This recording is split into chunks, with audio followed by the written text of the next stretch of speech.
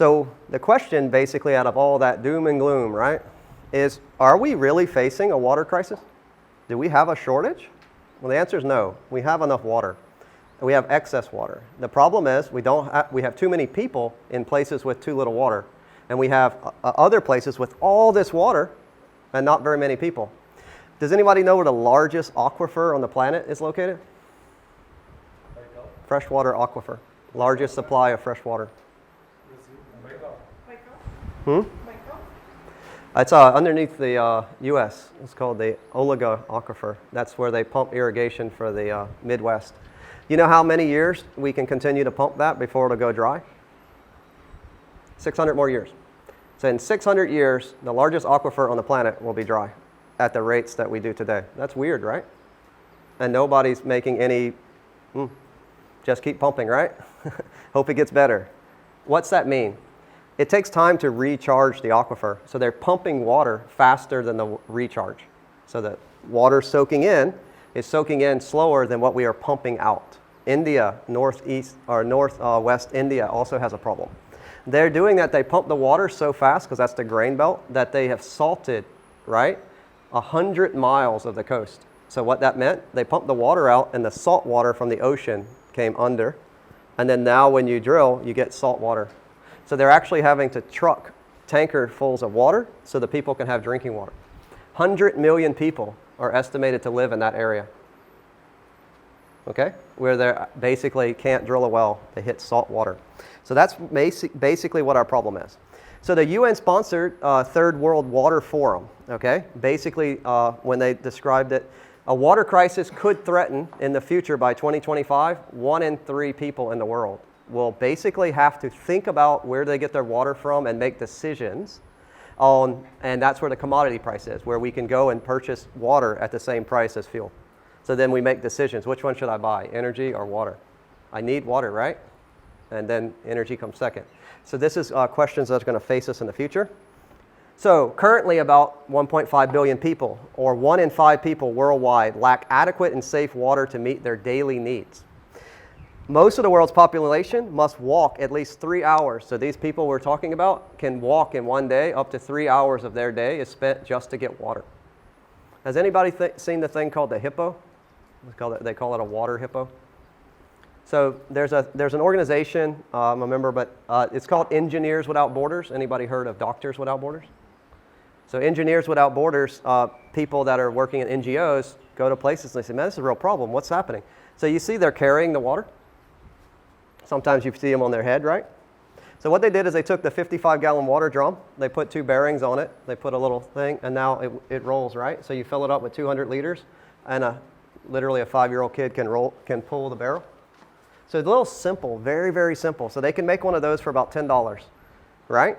So everyone in that picture right there fetching water, one person can do everything with just that appropriate technology. So these are the type of things we want to look at. How can we do simple solutions, right? Appropriate technologies that can really impact people's lives.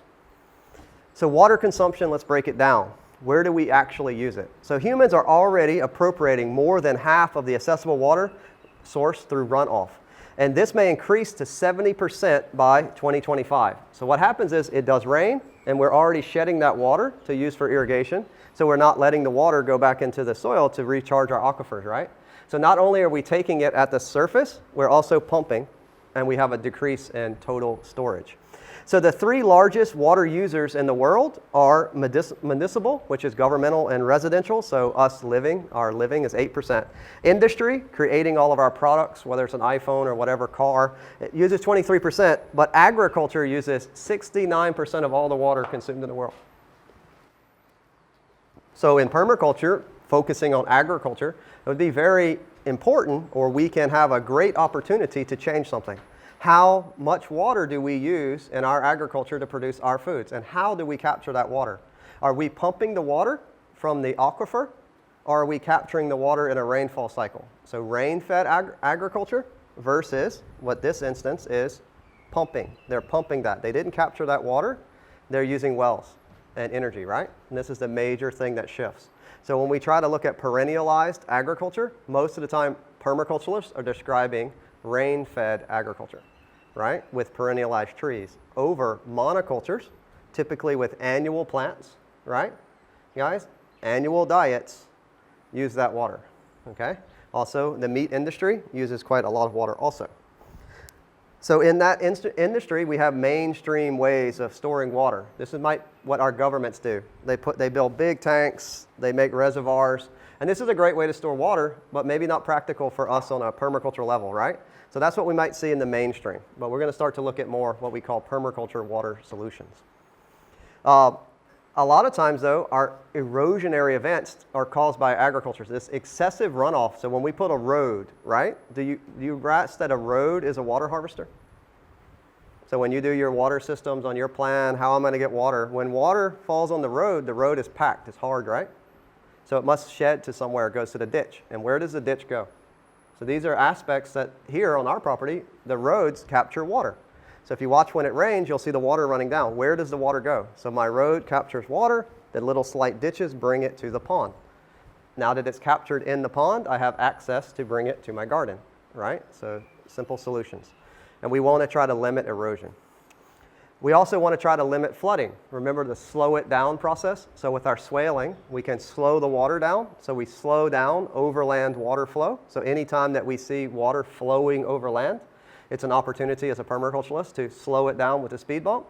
If we slow it down on contour, it will spread out evenly, and it gives it time to sink in, lessening flooding situations. If we do riparian operations where near the edge of any water system, we plant back trees or we limit cutting trees. So some countries have laws that will not allow you to cut 100 meters near a stream. Other countries, no law. So from a permaculturalist perspective, if I go to a property and I see any stream, I want to put trees back next to the stream. I want to create a riparian buffer. This will help clean our water.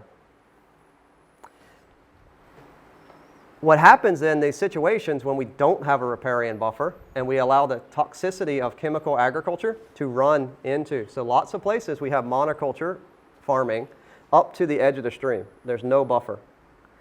When there's a rainfall event, the chemicals, be it herbicides, pesticides, or insecticides, leach or run off into the stream.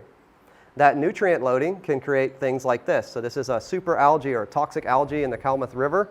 Basically, it blooms, it consumes all the oxygen, it kills all the life in the river. All the fish float up, everything dies. So because we bring in the fertilizer to the river through leaching from our agricultural fields, we increase the phyto and photoplankton bloom in the algae to such a level it kills all of the fish. These are issues that are happening all over the world due to agriculture.